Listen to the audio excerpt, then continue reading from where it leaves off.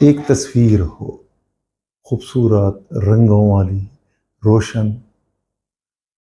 اگر اس تصویر میں سے رنگ ختم ہو جائے، وہ پھیکے پڑ جائیں، تو وہ تصویر تو رہ جاتی ہے، لیکن اس تصویر کی جاذبیت، اس کا حسن، اس کی دلکشی نہیں رہتی۔ اسی طرح اگر زندگی کی تصویر میں سے خوشیوں کے، محبت کے، مسرت کے، دلچسپی کے، اعتماد اور حوصلے کے رنگ ختم ہو جائیں، تو زندگی ایک بے رنگ، بے جان اور وہ یاسیت اور مایوسی اور محرومی کی منظر پیش کرنے لگ جاتی ہے۔ زندگی کی تصویر میں خوبصورتی کے رنگ ختم کر دینے والا وہ مرض، جس کی وجہ سے لاکھوں کروڑوں لوگ ایک کرب کی اور دکھ کی زندگی بسر کرتے ہیں، اور اس کی وجہ سے لاکھوں لوگ ہر سال خودکشی کرتے ہیں۔ تقریباً 8 لاکھ لوگ اس مرض میں سے خودکشی کر لیتے ہیں۔ یہ وہ موذی مرض ہے جو انسان کی خوشیوں کو چاٹ لیتا ہے اور زندگی میں ان کے لیے خوشیاں، محبت اور دلچسپی کو ختم کر دیتا ہے۔ ہم بات کر رہے ہیں اس مرض کی جس کو ڈپریشن کہتے ہیں۔ ڈپریشن کا مرض محض مایوسی یا بیزاری یا نا امیدی کی وقتی کیفیت نہیں ہے۔ زندگی میں مختلف مراحل پر ہم نا امید بھی ہوتے ہیں، خفا بھی ہوتے ہیں، مایوس بھی ہوتے ہیں، لیکن یہ ایک وقتی رد عمل ہوتا ہے، کسی حادثے کی وجہ سے، کسی پریشانی کی وجہ سے، کسی بچھڑنے والے کی وجہ سے، کسی دکھ کی وجہ سے، لیکن اس کے بعد ہم خود بخود اس پہ قابو پا لیتے ہیں اور اس کے بعد زندگی کی دوڑ میں شامل ہو جاتے ہیں۔ لیکن جب یہ مرض طویل عرصے کے لیے قائم رہے، یہ ناامیدی اور یہ یاسیت، یہ جذبات طویل عرصے کے لیے اس شدت تک قائم رہیں کہ آپ کی زندگی کے معمولات متاثر ہو جائیں، آپ زندگی میں آگے بڑھنے کا حوصلہ کھو بیٹھیں اور سب صلاحیتیں، ہمت، تعلیم اور شعور رکھنے کے باوجود آپ زندگی کے مقابلے میں ہتھیار ڈال دیں اور کام کرنے کے قابل نہ رہیں، دنیا میں مقابلہ کرنے کے قابل نہ رہیں، تو یہ وہ موذی مرض ہے جو ڈپریشن کہلاتا ہے۔ یہ بہت عام ہے،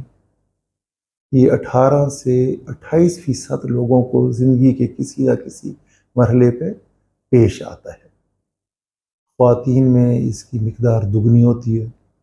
جو سمجھنے کی بات ہے کہ ہماری سوسائٹی میں خواتین کو زیادہ مسائل، زیادہ سٹریس اور زیادہ محرومیوں اور زیادہ دکھوں اور زیادہ مشکلات کا سامنا کرنا پڑتا ہے، کیونکہ ہمارے معاشرے میں خواتین کو ابھی تک ایک کمتر درجہ دیا جاتا ہے۔ اب ہم بات کریں گے کہ اس کی مین علامات کیا ہیں۔ ڈپریشن میں سب سے اہم بات مایوسی، یاسیت اور غمگین خیالات کا اس شدت سے آنا کہ آپ زندگی میں عملی دلچسپی کھو بیٹھیں، آگے بڑھنے کی ہمت ختم ہو جاتی ہے، چڑچڑاپن رہتا ہے، غصہ آتا ہے، نیند کی کمی ہوتی ہے، سوچنے سمجھنے کی صلاحیتیں ختم ہو جاتی ہیں، خودکشی کے خیالات آتے ہیں، مرنے کو جی چاہتا ہے، اپنے آپ کو انسان ملامت کرتا ہے، اپنے آپ کو قصوروار سمجھتا ہے، وہ ساری دکھوں کا، خاندان کے، دنیا کے مسائل کا سبب خود کو قرار دیتا ہے، وہ اپنے آپ کو بے مقصد، ناکارہ سمجھتا ہے، اس کا اپنی صلاحیتوں سے اور اپنی ذات پر سے اعتماد اٹھ جاتا ہے، نیند نہیں آتی، رونا آتا ہے، دلچسپی ختم ہو جاتی ہے، وہ کام میں دلچسپی نہیں رہتی، لوگوں سے ملنے جلنے میں دلچسپی نہیں رہتی، گھر میں دلچسپی نہیں رہتی، کمزوری محسوس کرتا ہے، پژمردہ رہتا ہے۔ اس کے علاوہ وہ جنس میں دلچسپی نہیں رہتی، اپنی خیال کرنے میں دلچسپی نہیں رہتی، بھوک کا اڑ جانا۔ تو یہ ساری علامات جب اس شدت سے ہوں اور ایک طویل عرصے تک قائم رہیں اور جس سے زندگی کے معمولات متاثر ہوں، تو آپ کو لازماً ڈاکٹر کے ساتھ رجوع کرنا چاہیے کہ یہ ڈپریشن کے مرض کی علامات ہیں۔ کیوں ہوتی ہے ڈپریشن؟ ڈپریشن ہونے کے مختلف وجوہات ہیں۔ سب سے اہم وجہ جو عام طور پر ہلکی ڈپریشن کا سبب بنتی ہے وہ ہے ماحول۔ ہمارے ماحول میں معاشرتی ناہمواری، معاشی مسائل، مقابلہ بازی، ہوس، خاندانی رشتوں کا کمزور ہونا، والدین کے باہمی جھگڑے، کاروبار کے مسائل، دکھ، معاشرے کے دکھ، ارد گرد کے دکھ، اور اس کی وجہ سے ماحول میں جتنی بھی ناہمواریاں اور ماحول میں ارد گرد کے جو دکھ ہوتے ہیں وہ قطرہ قطرہ جمع ہو کر انسان کو ڈپریشن کا شکار بنا دیتے ہیں۔ اسی طرح ہمارے ماحول کے اندر ارد گرد جو عوامل ہیں، خاص طور پر اب جو سوشل میڈیا کا دور آیا ہے، اس نے ہمارے اعصاب کو تباہ کر کے رکھ دیا ہے۔ لمحہ بلمحہ بریکنگ نیوز کا احساس، اس سے اعصاب تڑپ جاتے ہیں، انسان ٹینشن اور شدید اعصابی تناؤ کا شکار ہو کر رہ جاتا ہے۔ ڈپریشن کی ایک وجہ موروثیت بھی ہے کہ بہت سارے خاندانوں میں یہ بیماری چلتی رہتی ہے۔ اسی طرح شخصیت، بعض لوگوں کی قدرتی شخصیت اس طرح ہوتی ہے کہ وہ ہر چیز کا منفی پہلو لیتے ہیں۔ جس طرح کالے شیشے لگا کر زندگی کو دیکھا جاتا ہے تو ان کو ہر چیز کا تاریک پہلو دکھائی دیتا ہے، ہر چیز کا منفی پہلو دکھائی دیتا ہے، اور وہ سارا الزام اپنے اوپر لیتے ہیں اور ہر ایک کو اپنے دکھوں کا ذمہ وار ٹھہراتے ہیں اور خود اپنے آپ کو ہر ایک کے لیے قابل رحم بنا کر پیش کرتے ہیں۔ ڈپریشن کی ایک قسم جس کو شدید ڈپریشن کہتے ہیں، وہ حالات اور ماحول کے عوامل کے ساتھ ساتھ اس کی بنیادی وجہ ہمارے دماغ کے اندر کچھ رطوبتیں ہوتی ہیں، کچھ ایسے مادے ہوتے ہیں جن کو نیورو ٹرانسمیٹرز کہتے ہیں۔ تو اس میں عام طور پر ماہر طبی نفسیات کے مطابق سیروٹونین اور نار ایڈرلین نامی مادے، جب ان کی مقدار انسان کے دماغ کے مختلف حصوں میں کم ہو جاتی ہے تو انسان شدید ڈپریشن کا شکار ہو جاتا ہے۔ اس طرح جسم میں کئی وٹامنس کی کمی، خاص طور پر وٹامن بی کی کمی کی وجہ سے ڈپریشن پیدا ہو سکتی ہے۔ تو یہ چند عوامل ہیں جن ڈپریشن ہوتی ہے۔ عام طور پر ہم ڈپریشن کو دو حصوں میں تقسیم کر لیتے ہیں عام لوگوں کے لیے۔ ایک کو ہم ہلکی ڈپریشن یا نیوروٹک ڈپریشن کہتے ہیں، جو عموماً ماحول کی وجہ سے، مسائل کی وجہ سے، ارد گرد کے دکھوں کی وجہ سے پیدا ہوتی ہے۔ یہ ڈپریشن مختلف رنگ و روپ میں آتی ہے۔ بعض اوقات ڈپریشن میں انسان کو خوف پیدا ہوتے ہیں، وسوسے پیدا ہوتے ہیں، گھبراہٹ ہوتی ہے۔ تو یہ سارے کے سارے ڈپریشن کا رنگ و روپ ہے۔ اسی طرح ڈپریشن کا ایک رنگ دورے پڑنا ہے۔ یہ عموماً خواتین میں ہوتا ہے کہ جب وہ اپنی گھٹن کو، اپنے ڈپریشن کو، اپنے اندر گھٹے ہوئے جذبات کا اظہار نہیں کر سکتے تو وہ اپنی ڈپریشن کا اظہار دوروں کی صورت میں ہوتا ہے۔ اس طرح ہم جانتے ہیں کہ ہمارے معاشرے میں ڈپریشن کو یا نفسیاتی مرض کو مرض نہیں سمجھا جاتا۔ جب بھی کوئی اپنے کہے کہ میرا دل خفا ہے، میرا کام کو جی نہیں چاہتا، مجھے مزہ نہیں آ رہا زندگی میں، تو اس کو ہمیشہ مفت مشورہ دیا جاتا ہے کہ ہمت کرو، اٹھو، باہر نکلو، خامخواہ بیٹھے ہوئے تمہیں کچھ نہیں ہے۔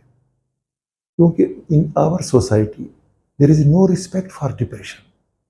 تو ایسے مریض جب وہ ڈپریشن کا شکار ہوتے ہیں تو وہ سیکھ کر وہ اپنی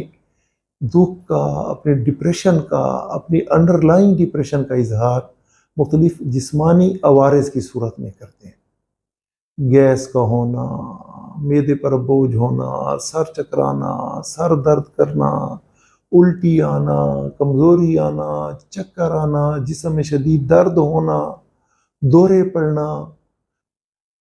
کھاتے ہوئے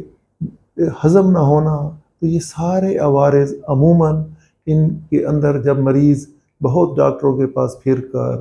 ہر قسم کے ٹیسٹ کرا کر، ایکس رے اور ٹیسٹوں کے بنڈل جمع کرنے کے بعد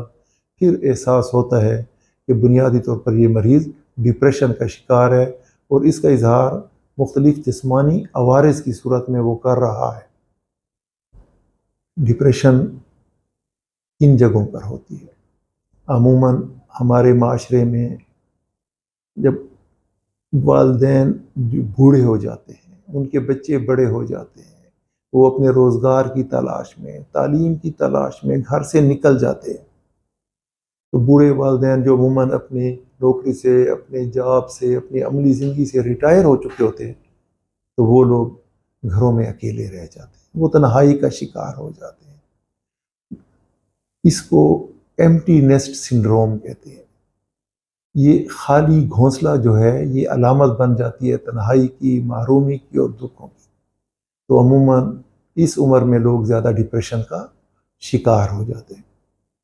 ایک ڈپریشن جو اب بڑے شہروں میں، ماڈرن شہروں میں پیدا ہو رہی ہے، جہاں پر فلیٹس کی زندگی ہے، تیز مقابلہ بازی کی زندگی ہے، ہر شخص اپنے کام میں بہت مشغول ہے، کسی کے لیے کسی کے پاس وقت نہیں ہے، اپنا رزق کمانے کے لیے اپنی دلچسپیوں کی وجہ سے کوئی کسی کو وقت نہیں دے سکتا، تو لوگ تنہائی کا شکار ہو جاتے ہیں۔ ایک اہم بات جو میں کرنا چاہوں گا کہ اکیلا رہنا اور چیز ہے۔ جب آپ اپنی پسند سے کہیں اکیلے رہ رہے ہوتے ہیں، یہ تنہائی نہیں ہے۔ تنہا رہنے کو ہم کہتے ہیں لونلینس کو کہتے ہیں لونلینس ان دا کراؤڈ، کہ آپ کے ارد گرد بہت سارے لوگ ہوں، آپ کے ارد گرد زندگی رواں دواں ہوں، آپ کے ارد گرد سب لوگ ہوں، لیکن کوئی آپ کے ساتھ نہ ہو، تو ایسے لوگ بھی ماحول میں ڈپریشن کا شکار ہو کر رہ جاتے ہیں۔ ڈپریشن کی شدید قسم میں، جس کو ہم سائیکاٹک ڈپریشن کہتے ہیں، انڈوجینس ڈپریشن کہتے ہیں، اس ڈپریشن میں جو کہ عام طور پر ہمارے دماغ کے اندر مختلف رطوبتوں کی کمی بیشی کی وجہ سے ہوتی ہے، اس میں ایک حالت میں مریض بالکل ساکت ہو جاتا ہے، وہ زندہ مردے کی طرح پڑا ہوتا ہے، کھانا پینا چھوڑ دیتا ہے، چلتا پھرتا نہیں ہے، کسی چیز میں دلچسپی نہیں لیتا، اٹھ نہیں سکتا، سخت سی کیفیت ہو جاتی ہے اس کو ڈپریسو سٹوپر کہتے ہیں۔ اسی طرح خواتین میں جب بچہ پیدا ہوتا ہے، خاص طور پر جب پہلی زچگی ہوتی ہے، تو مختلف ہارمونز کی کمی بیشی، پھر سٹریس کی وجہ سے کہ ایک نوجوان لڑکی کا اب ایک معاشرے میں کردار بدل رہا ہے، وہ اب ایک ماں کا کردار ادا کرنے والی ہے، اس کا معاشرتی کردار بدل رہا ہے، اس کی ذمہ داریاں بدل رہی ہیں، تو یہ سارے عوامل جمع ہو کر عموماً زچگی کے بعد پوسٹ پارٹم ڈپریشن، وہ ایک شدید نوعیت کی ڈپریشن کا شکار ہو سکتی ہے، جس میں وہ روتی ہے، کھانا پینا چھوڑ دیتی ہے، بچے کی پرواہ چھوڑ دیتی ہے، اپنی پرواہ چھوڑ دیتی ہے، نیند نہیں آتی، تو یہ ڈپریشن کی ایک شدید قسم آتی ہے۔ اسی طرح وہ لوگ جو شدید جسمانی عوارض کا شکار ہوتے ہیں، اور ایسی بیماریاں جیسے کینسر ہے، ٹرمینل النس ہے، ڈیمنشیا ہے، دل کی امراض ہیں، فالج ہے، جس میں مریضوں کو کچھ نظر نہیں آتا، نا امیدی نظر آتی ہے کہ آگے ہمارے لیے کوئی روشنی کی کرن نہیں ہے، تو وہ لوگ بھی شدید ڈپریشن کا شکار ہو جاتے ہیں۔ کیا کرنا چاہیے؟ سب سے اہم بات جو میں آپ سے کرنا چاہ رہا ہوں کہ جس طرح اور مرض ہیں، جسمانی امراض ہیں، اس طرح نفسیاتی امراض بھی ہیں۔ ڈپریشن ایک مرض ہے جو قابل علاج ہے، اس کے مختلف طریقہ علاج ہیں۔ ہلکی یا نیوراٹک ڈپریشن کا علاج عموماً باتوں کے ذریعے، سائیکو تھیراپی، کونسلنگ کے ذریعے کیا جاتا ہے۔ مریض کی سننا، مریض کو تسلی دینا، مریض کی حوصلہ افزائی کرنا، مریض کے مسائل میں دلچسپی لینا، یہ کونسلنگ کے ذریعے مریض کا علاج کیا جاتا ہے۔ یہ علاج کافی طویل ہے، اس میں ہفتوں، مہینوں، سالوں تک کونسلنگ کی جاتی ہے، لمبے عرصے کے لیے ہوتا ہے یہ۔ اور اس میں سب سے بڑی بات یہ ہے کہ سائیکو تھراپسٹ سے زیادہ مریض کا یہ قبول کرنا کہ اس کو مرض ہے اور وہ علاج میں دلچسپی لینا، یہ انتہائی اہم ہے۔ آج کل کے دور میں جب کسی کے پاس اتنا وقت نہیں ہوتا، ہم ہر چیز کو جلدی سے حل کرنا چاہتے ہیں۔ کوئی مریض مہینوں سالوں تک اپنے علاج کے لیے وقت نہیں دے سکتا، وہ زندگی سے علیحدہ نہیں رہ سکتا۔ تو عموماً سائیکو تھراپی کے ساتھ یا اس کے علاوہ بنیادی طور پر بہت ساری ایسی ادویات مختلف نوعیت کی ڈپریشن کے علاج کے لیے موجود ہیں، جو آپ کو ایک مستند ڈاکٹر، ایک سائیکیٹرسٹ تجویز کر سکتا ہے، اور یہ ساری عمر کھانے کے لیے نہیں ہوتی۔ یہ دوائیاں محفوظ ہیں، ایک مخصوص وقت کے لیے مخصوص مقدار میں لی جاتی ہیں، اور ان کا فائدہ یہ ہے کہ ان سے ڈپریشن کے مرض میں جلد افاقہ ہو جاتا ہے، مرض کی شدت میں کمی ہو جاتی ہے۔ عموماً ڈپریشن کے مرض کے جو جسمانی علامات ہیں ان کا بہت جلد فرق آنے کی وجہ سے مریض میں ہمت پیدا ہوتی ہے اور وہ زندگی کی دوڑ میں دوبارہ کام کرنے لگ جاتا ہے۔ عموماً یہ دوائیاں بھی کچھ وقت لیتی ہیں۔ عموماً ان دوائیوں کا اثر 3 ہفتے میں شروع ہوتا ہے، 3 سے 6 ماہ تک عموماً یہ دوائیاں دی جاتی ہیں، اور اس سے اکثر مریض ٹھیک ہو جاتے ہیں، اور ان کی مرض کی شدت میں یا کمی آ جاتی ہے اور یا ان کا مرض مکمل طور پر ختم ہو جاتا ہے۔ شدید ڈپریشن یا وہ مریض جو دوائیاں نہیں لے رہے ہوتے، تو ان مریضوں کے لیے ایک برقی صدمے یا ECT کا علاج بھی ہے جو بتدریج کم ہو رہا ہے، لیکن ڈاکٹرز جن مریضوں کو ہاسپٹل میں داخل کر لیا جاتا ہے ان کی نگرانی یہ بھی ایک طریقہ علاج ہے۔ معاشرے میں مثبت کردار ادا کریں، ایک دوسرے کی حوصلہ افزائی کریں، مقابلہ بازی اور ہوس سے دور رہیں، شکر گزار بنیں۔ زندگی نے ہمیں بہت کچھ نہیں دیا، ہر ایک زندگی میں بہت محرومیاں ہوتی ہیں، بہت تلخیاں ہوتی ہیں، بہت کمیاں ہوتی ہیں، مگر اس کے باوجود اگر ہم زندگی کی عطا کردہ نعمتوں گننے بیٹھیں تو زندگی نے بہت کچھ دیا بھی ہوتا ہے۔ مثبت سوچ رکھیں، ہمت نہ ہاریں، ایک دوسرے کا حوصلہ بنیں، دوسروں کے کام آئیں، خود خوش رہیں، خوشیاں بانٹیں۔ Take care.